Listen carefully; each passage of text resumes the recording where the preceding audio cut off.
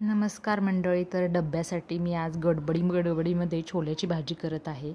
तर बघा, ते मी छोले हे रात्रभर भिजवून घेतलेत. तर ह्याच्यामध्ये मी हे मसाले ॲड करणार आहेत.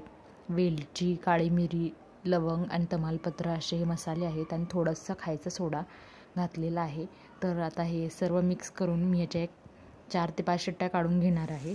तर इथे मी तोपर्यंत कढईमध्ये कांदा आणि टमॅटो मस्त असं भाजून घेणार आहे लालसर. तर बघा, इथे छान असे हे मऊसूत असे हे छोले आपले शिजून रेडी झालेले आहेत. तर मी ते थोडंसं खोबरं देखील भाजून घेतलं होतं, तुम्हाला सांगायचं राहिलं. तर याच्यामध्ये याच कढईमध्ये मी आता हा मसाला छान असा भाजून घेणार आहे, जो आपण बारीक करून घेतलेला आहे. खोबरं, टमॅटो आणि कांद्याचं. तर आता इथे छान असा मसाला भाजून घेतो आहे आपण. तर याच्यामध्येच आपण काळा मसाला घालतो आहे. प्रत्येकांच्या घरी वेगवेगळ्या प्रकारचे मसाले तयार करत असतो आपण वर्षभराचे. त्यातलाच हा काळा मसाला आहे. तर याच्यामध्ये मी छान असा चणा मसाला देखील घातलेला आहे, तसेच धणे पावडर देखील घातलेली आहे. तुम्ही बघू शकता, कढईतून छान असा हा मसाला वेगळा होत आहे.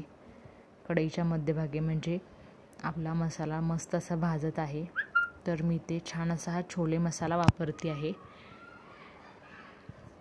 तर छोले मसाला मी याच्यामध्ये ॲड केलेलाच आहे. तर आपण थोडंसं पाणी ॲड करतो आहे आणि ज्या प्रकारे तुम्हाला पाणी हवं असेल त्यानुसार तुम्ही पाणी घालू शकता. मी इथे थोडं पाणी पहिल्यांदा घातलेलं आहे.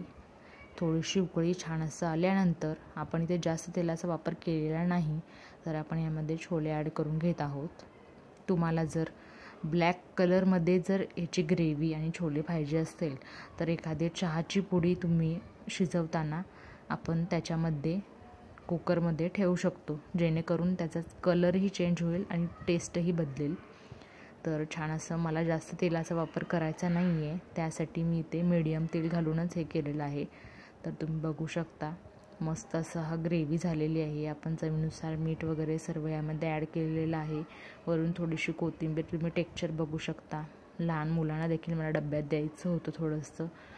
तर छान असं हे रेडी झालेलं आहे आणि जास्त तेल खात नाहीत यासाठी मी थोडंसं कमी तेल वापरलेलं आहे.